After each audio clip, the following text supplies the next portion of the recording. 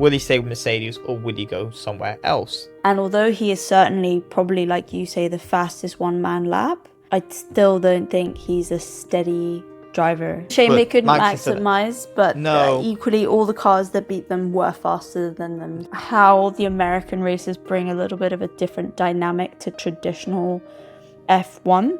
Hey guys, welcome back to another episode of Fine Margins. I am Ben. I'm obviously joined by my co-host Bella. So we are here after the Miami Grand Prix, one of the 3 races that will be happening in the US. This was a weekend which included the usual pre-race American hype factor, a very unusual outro for the drivers on race day, quite an unorthodox starting 10 grid, and a Max masterclass victory.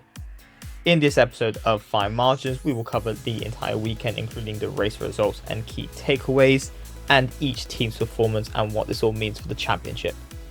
Before we start, here's an intro to this channel for those of you that are new. We give you everything you need to know about F1, but we also dive into its bigger picture, like the future of F1 for women, diversity, sustainability, the business of it all, and more. If you love this sport and everything that goes on behind it, then you've come to the right place. So if we take off with the key takeaways of the race, I think if you wanted a TLDR on the Miami Grand Prix, essentially the big debate was around the Max v Checo strategy and how Max won, kind of coming from 9th to 1st, and kind of the simple answer to that is he outdrove Checo, and we'll go into that later. Fernando and Aston Martin are still a love story and continue their performance. Ferrari are very much remaining in their averageness and inconsistencies. It seems that mandate of Fred Vasseur of kind of fixing those holes that they carried through last season have not gotten better. And the Mercs quali pace is pretty horrendous, but slightly better in race performance. And then we'll dive into all the other teams and their individual performances in the breakdown. So if we kick off with the team performances. Yeah, so obviously we start with the 1-2 punch of Red Bull. They started 9th and 1st. Obviously, just a quick recap of quali. In Q3, Charles Leclerc caused a red flag with about probably around a minute and a half left. So obviously drivers weren't able to get their final lap time in the dying seconds of Q3. And on top of that, Max, he went wide, or he lost control a little bit for his first flying lap in Q3, so he didn't really have a time set when the red flag came out, and they said that they were not going to continue qualifying because there wasn't enough time left for drivers to do an out lap and then do a flying lap. Verstappen didn't have a time set, so he started in P9. And so the big thing about Red Bull was the different strategies. Max was started on the hards and then switched to the mediums, and Sergio Perez started on the mediums and then switched to the hards. I think Max Verstappen had a very, very tidy race. Firstly, on his first in the mediums, he moved up to 2nd in about 15, 16 laps, which is, incredible, obviously. But the real difference came down to Checo's second stint when he moved onto the hard tires. He was not able to close that gap after Max Verstappen took the lead, because obviously Checo pitted. He was not able to close that 18-second gap down, even though he was on fresher hard tires and Max was on old hard tires, and Max was still setting fastest laps. And because of that, when Max pitted to then move on to the mediums, and Checo took the lead again, Max came out around 1.5 seconds, 2 seconds behind him on fresh mediums. And obviously with like 15, 16, 17, I can't remember how much it was around 20 to 15 laps left. Max Verstappen on fresh mediums with a 2-second gap to Perez on old hards is easy work. So he obviously took the lead of the race and won the race. And on top of that, Checo had a pit stop, because obviously they both pitted once. Checo had a pit stop which was 9/10, so 0.9 seconds faster than Max Verstappen's pit stop. Hence, on top of that, so that adds to the margin that Checo should have kind of built up, and he just wasn't able to. Max Verstappen on that stint on the hard tires was incredible, and like we said before, on old hard tires was setting fastest lap times, when realistically that should have been Checo, who was on fresh hards. And because of that, you And know, Max also went, like we you said, know, so many, what was it, like 45 laps on his hards, which yeah, but was he didn't. I mean, pretty crazy. Max's stint on those hard tires was, I mean, it's incredible. It was just a fantastic drive. And I think he was incredibly motivated after what he did in qualifying, kind of messing up his flying lap at the start of Q3, which obviously then cost him starting in P9 because he didn't have a lap set. He was motivated to do well, and he just did an incredible stint on those hard tires. Yeah, absolutely. I think because usually around Checo and Max, there is always this debate. It's like, Max is the number one driver. Would they kind of optimize his Mm, strategy? But Aisha will say, like, especially in mm, this race, it wasn't that it was made easy for Max. He won that kind of fair and square. If we move to Aston Martin, hmm who qualified second and 18th, that was obviously Fernando Alonso and Stroll, and finished third and 12th. So there's really not a huge amount to say on them outside of the fact that Alonso and Aston Martin continue to perform and work so well together, and comfortably he is the third fastest driver, as we saw by his quite lonely race, but equally they are the second fastest car for sure. And it's good to see that romance between Stroll and Alonso continue. So for those of you that perhaps missed this, because Alonso was kind of having such a boring race, there was a moment where he was driving and looking up at the monitors and he saw Stroll overtake and commented back through the radio, "Oh, that was like a very nice move." Which, how he does that, driving at the speeds they do, just shows, I mean, he is such an experienced driver. You know, most drivers are going through there being like, don't crash the car, don't crash the car. And Alonso is Yeah, just so chill. And clearly that also shows how chill he is in the car. So that I think it's just I working mean out really well. it's just classic Fernando, and it's just incredible to see how he can do these things. But 100%. yeah, I mean, it's looking like an incredible relationship between Fernando and Aston Martin, and I mean, this is the happiest we've seen Fernando probably since he won his championships at Alpine, which was in 2005, 2006, I think, which is a long time ago, obviously. Absolutely. And then moving on to the Mercs, who I'm hoping to see as like the competitor to Aston Martin. And I do want to see Lewis and Alonso really fight it out, but they qualified 6th and 13th. It was not a great quali for Hamilton and finished 4th and 6th. So once again, making their places back in the race. I think the overall picture is they still have slow quali pace, which was also the narrative of last year, but they Hmm are faster than Ferrari, who seem to be getting worse. And then in terms of their individual races, do you want to? I mean, Russell obviously had a pretty tidy Yeah, race, and then Hamilton. absolutely. So, well, I think firstly, funny enough, on the qualifying, it seems like the two drivers did the opposite of what they did last race at Yeah, Baku, which was George Russell was knocked out of Q2, and then Hamilton, just made it into Q3 and then put in a quite a decent lap time in Q3 where I think he qualified like fifth or sixth or something around those positions. And then this week it was the opposite. It was Hamilton that struggled in Q2, didn't make it out. Russell kind of just made it in and then put in a tidy lap in Q3 to qualify sixth. But if you look at the stints, Hamilton. So Russell had a very tidy race, had some nice overtakes. Really, not much to say about this race about his race outside of that. He was, everyone that finished in front of him was did so faster. because they had much faster cars. That's just the way it is. But he chased down Signs, got past Magnussen, got past Gasly, and kind of defended Verstappen for a little bit as long as he could. Obviously, that Red Bull car is substantially faster. But if you look at Hamilton's race, Hamilton started on the hards, then switched to the mediums. His first stint on the hards was dreadful. It was really, really bad. He was stuck behind Alex Albon in the Williams, who was on medium tyres, but you'd still expect that Mercedes car with Lewis Hamilton to be able to overtake that Williams car in front of them because it is a substantially slower car.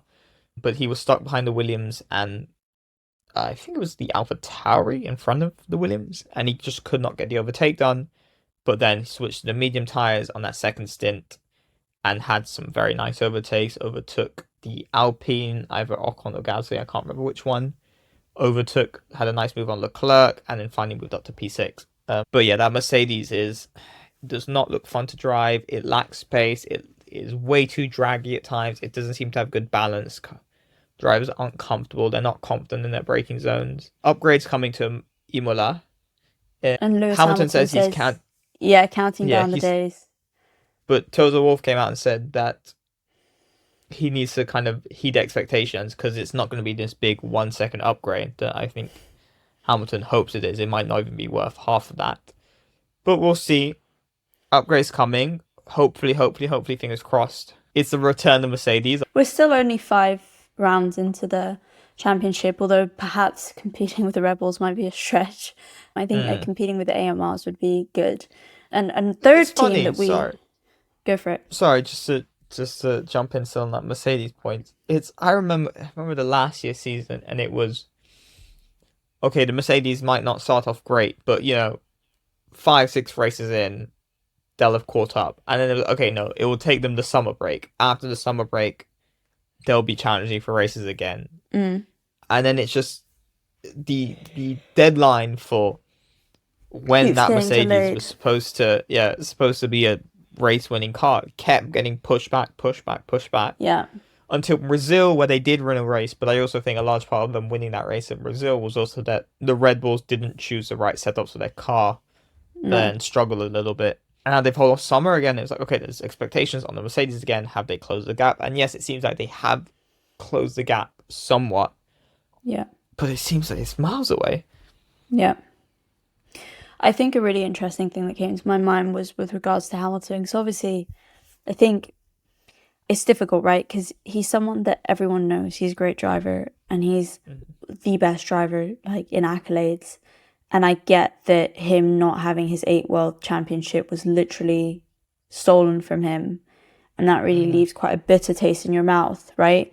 And then his whole kind of essence has been being the underdog and making comebacks and proving people wrong, even when everybody thinks he's done. And obviously everybody thought he was done after the 2021 season. And so, like, my kind of thing is, like, is he staying? Like, is it worth him staying? Not because he's not a good driver, not at all, but in my head, am I almost like, are you letting the commentators win? Are you letting them stop you from going on and doing other amazing things, like whatever it might be, music, acting, fashion? He has so many other passions. And is this a pride thing where it's like, no, like, I need to get one more to make my point that even when the championship is stolen from me, I'm going to make a comeback, to show and to be that inspiration? Or actually, are you letting them win by kind of letting you stay longer than maybe you should? Do you know what I mean? Well, and if he's loving it, he should stay. But I just want to make sure, I would hope for his sake, he is loving it and, like, is staying for the love rather than to make a point. Do you know what I mean? Well, he came out and said this. He said something along the lines like, it's not out of this world to think that he'll keep driving until his 50s, which I doubt he'll drive all the way to his 50s, but he's only 36, 37, and Fernando Alonso's, 45 or something along those lines? And he's still driving as well as maybe he's ever had. So it is interesting. It'll be interesting to see. So obviously, the big debate, not the big debate, but the big question at the moment is Hamilton's contract renewal. Will he stay with Mercedes or will he go somewhere else? And it'd be a fascinating switch if he moved to a different team, such as a Ferrari. I don't know how much confidence he'd have in Ferrari, but imagine Lewis Hamilton winning that 8th World Championship and bringing Ferrari back to its glory. But we'll see. I don't see that happening. I doubt. No, I mean, firstly, you can't imagine that he'll join Red Bull. That seems very unlikely to happen. But any other competitive car on the grid, you don't know. And also, it's worth mentioning that when Lewis Hamilton left McLaren to join Mercedes, Mercedes weren't a good team. They were like a midfield team, They were the equivalent of an Alpine or a McLaren right now. Or probably slightly better than those teams. But, they were not a race-winning team. And so when he moved to McLaren, from McLaren to Mercedes, everyone's like, what the hell are you doing? Like, this is, you're not going to win a championship there. And obviously, he had confidence in the team to then give him a race-winning car. So when the turbo hybrid era came in, they won 7, 8, 9, however many constructors championship in a row. 7. So it'll be interesting to see. Or is it 8? Maybe it's 8. I think it's 8. I think it's 8. It's 8 and 7, yeah. Yeah. It's very true. But moving on to the aforementioned team. So Ferrari, 3rd and 7th quali, finished 5th and 7th. I think the big question that kind of came to me when we were watching Ferrari is, if Charles Leclerc was in a Red Bull, would he win the championship? And although he is certainly probably, like you say, the fastest one-man lap, I still don't think he's a steady driver. Still just makes a lot of mistakes. And sure, you could argue that could be the balance of the car and the inconsistency, and he doesn't trust the car, but I'm not sure. I just wouldn't be convinced. He's not. He lacks a bit of consistency, Charles Leclerc. That is true. But then it kind of begs me to ask the question, is he like that because he doesn't have confidence in the team? He feels like he has to go up and above because the car and the team aren't as good as he needs them to be a podium or a race winning driver. Because I think we saw last year for like the first half of the season while Ferrari were in the lead of the championship, he was driving incredibly well. He was getting pole positions, he was winning races. But obviously, as soon as the errors kicked in from the reliability issues, the DNFs, the strategy errors, then he had to keep, pushing that extra inch, obviously, until when you got to the inch too far, which, where he would end up making mistakes. And I wonder, is that what's creeping in his mind as making him cause all these errors? Because obviously, cause a red flag. He crashed in the qualifying for the sprint race last week, the sprint shootout, whatever the hell that event was. Crash caused a red flag in qualifying on Saturday. Something's not right. And in addition to all that, this week, during the race, he was battling with Kevin Magnussen, and he was overtaking Kevin Magnussen, and Magnussen was coming back and overtaking him. Which, that should not be happening for as long as it did during the race. Because that Ferrari is substantially faster. I mean, the Haas is the white Ferrari. No, exactly. But because it's a copy of Ferrari, it's going to be it's obviously going to be a worse copy of Ferrari. It's not going to be a match for match. It's going to be slower than the Ferrari. And on top of that, Charles Leclerc is I think most of us would agree, or 99% of us agree, Charles Leclerc is a better driver than Kevin Magnussen. So there was something wrong with either that car, there was an issue with that car, or, I think maybe I read something, he was suffering with a bit of an injury from the impact he had from his crash in qualifying on Saturday. But that Charles Leclerc car, it did not look right. Him or that car, something was not working correctly. I mean, it's a shame because I don't even think Ferrari's car is as good as it was at the beginning of last season, which is really crazy to me. But yeah, I mean, both of the drivers were saying that the car just felt really inconsistent. I mean, again, comes back to the question, his contract is coming up. Well, where will Charles Leclerc go?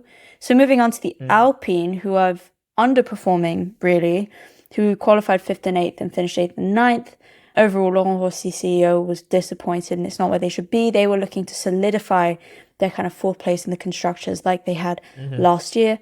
But now they're kind of moving as the 5th and 6th fastest car. So even though they were in the points, they're not where they wanted to be. No. Well, obviously a better race than Azerbaijan, because Gasly's car caught fire and he was dreadful and they struggled. And obviously a better race than Australia. Because they scored no points because both drivers collided against each other, and because of that, obviously they scored no points, even though Gasly was running really high and Ocon was also having a decent race. So a better weekend than it's been, but like we said before, they came in this season after securing 4th place in the championship last year. They came in this season being like, this is our expectations. We want to solidify 4th place, and we want to be contending for some podiums during the year.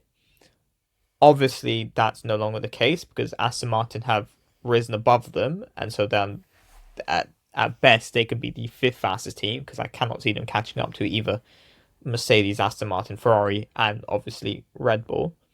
Yeah. And in addition to that, they're also not competing for podiums. They're nowhere near podiums, as there are four teams faster than them at the moment. They are underperforming. They are a very well-funded team. They're Alpine, which obviously belongs to Renault. So Alpine's it's a part of Renault. So they are an incredibly well-funded team with very good infrastructure. But like McLaren, they've not taken that next step. While a Yeah. team like Aston Martin have been able to take that next step. Yeah. Moving on to one of the least funded teams and the hustlers of the F1 scene is My Haas. personal favourites. Yeah. Do you want to take the lead on this?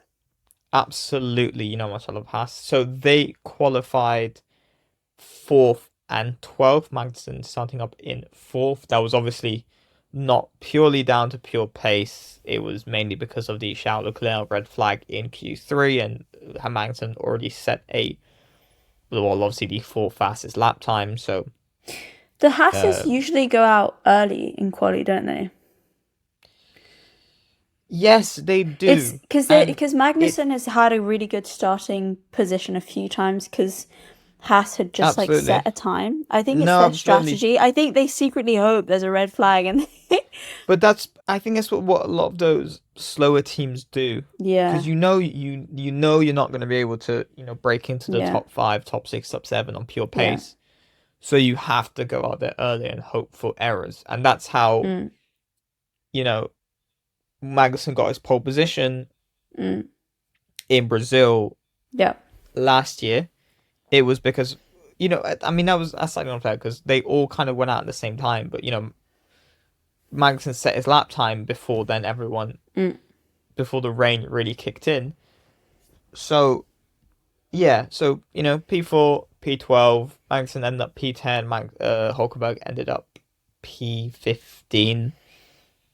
And, it was good to be in the points, obviously.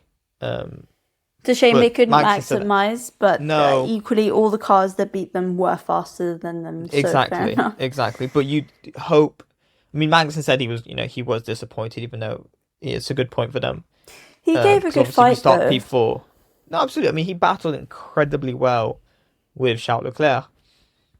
But you'd hope starting P4 would, push you a little bit up the grid and hopefully end up in front of some cars that are faster than you. But again, in the points, Hulkenberg didn't have a great day. I think his second stint was a bit of a struggle, if I remember correctly. But a point's a point, can't complain. McLaren, another disaster weekend after what seemed like a better weekend last weekend. And I think the big question that comes out of this now 5 races in is what is going to happen to Norris. Yes, he signed a very large contract, which will only end in 2025. But equally, they are just at the back of the grid. Yeah. And I do wonder whether De Vries regrets his decision from a performance perspective. Not De Vries, Piastri regrets his decision from a performance perspective. Well, we've talked about this before. There's something that causes people to leave Alpine. We don't really know what that is. Yeah. And he seems so adamant to leave Alpine, even though I think when he signed with McLaren, they were probably still a bit faster. But he seemed desperate to get out of Alpine. On top of that, it's funny because whenever Alpine have a good weekend, McLaren have a disastrous weekend. And whenever McLaren has a good weekend, Alpine have a disastrous weekend. It's very, very strange to see. Yes, it's not looking great for Norris and McLaren. Each passing weekend, it seems like Norris is more and more likely to leave because they're not giving him the car to match his talent levels. And as we know, Red Bull are massive fans of Lando Norris. So that could be the next career move for Lando. It would make sense. It would make sense, yeah. If this keeps on going with McLaren, to keep on struggling like this. Yeah. And then in terms of the 3 last teams, so Alfa Romeo, kind of continued slump. AlphaTauri, Nick De Vries. You'll have quite strong opinions on his performance. He's been really, really bad, and we didn't expect him to be this bad. We expect him to be good, actually. because he's a Formula E champion and he scored points in Williams in his first race, where he did get a bit fortunate because I think I can't remember which race it was, but there was people got penalties which kind of pushed them back and they ended up in the points. But still, points is points. You know, you still have to be in and around to end up in the points in a scenario like that. But he's not been good, and Lando Norris was not happy with him because obviously at the start of the race, Nick De Vries locked up and hit the back of Lando Norris, and Lando Norris came out immediately after saying like, maybe you should try braking a little earlier then to not kind of collide with the people in front of you, because it looks like he's just making loads of rookie mistakes. And Nick De Vries is not a young driver. He's, I think, 27, and he has bags and bags of motorsport, maybe not Formula 1 experience, but motorsport experience. Like we said, Formula E champion, competed in Formula E for multiple years, F2 champion, and as obviously in between those times has competed in a plethora of other motorsport competitions. Yeah. And he looks like a complete amateur out there this year. Yeah. And then Williams, I mean, you know, kind of still back of the grid team. Yeah. And not a great race for Logan Sargent. Yeah. No, I mean, Albon looked all right at times. You know, he was in and around that could end up in points area, you know, but obviously wasn't able to do it. And Logan Sargent this is his home race because he's a Florida man. He was born in Fort Lauderdale, I think that's what it's called. So this is his home race, and he finished 20th and got lapped. So yes, not a very happy race for him indeed. Yeah. In terms of where that leaves us with the drivers and constructors updates, the standings for the drivers is Max first, Checo second, Alonso third, Lewis Hamilton fourth, Sainz fifth, Russell sixth, and Leclerc seventh. And for the constructors, it is Red Bull, Aston Martin, Mercedes, Ferrari, then a big gap to McLaren, Alpine, Haas, Alfa Romeo, AlphaTauri, and Williams. In terms of the news of the weekend, so I think it's probably worth talking a little bit about how the American races bring a little bit of a different dynamic to traditional F1. There's just a little bit more going on. Yeah, well, I mean, firstly, the paddock is always flooded with celebrities and stars, which some people like because, you know, they like seeing celebrities. I'd say most pure F1 traditional fans, they don't like it because it is a lot of celebrities that have no interest in Formula 1, but they're kind of there for, you know, the occasion to take some nice pictures. You know, a lot of influencers, you know, like Instagram or TikTok influencers end up there. And again, they probably don't know anything about the sport, but, you know, they'll post some nice pictures. But it is good publicity for Formula 1. So, like, obviously, I'm not, you know, I'm kind of in the middle ground with it because I understand why people do it. I agree, but I think it's super distracting for like, this is in the pit lane. Like, I mean, if you think about it, right, the drivers are about to go for, you know, an hour and 40 minutes of such focus, right? And you've got cameras and you've got celebrities and it's just about you just wouldn't have like Roger Federer do that before a tennis match or whatever. And I feel like not making that distinction between the press and the drivers and having it so in their face is I think quite disrespectful and unfair to the drivers. No, absolutely. Fair enough, do publicity, but not right before I'm about to drive like 300 kilometers an hour and maybe die. You know what I mean? And they had, for the, like I said earlier in this episode, so for the outro of the drivers, so, you know, like right before 20 minutes before the race starts, they kind of introduce all the drivers and they do the national anthem, all that type of stuff.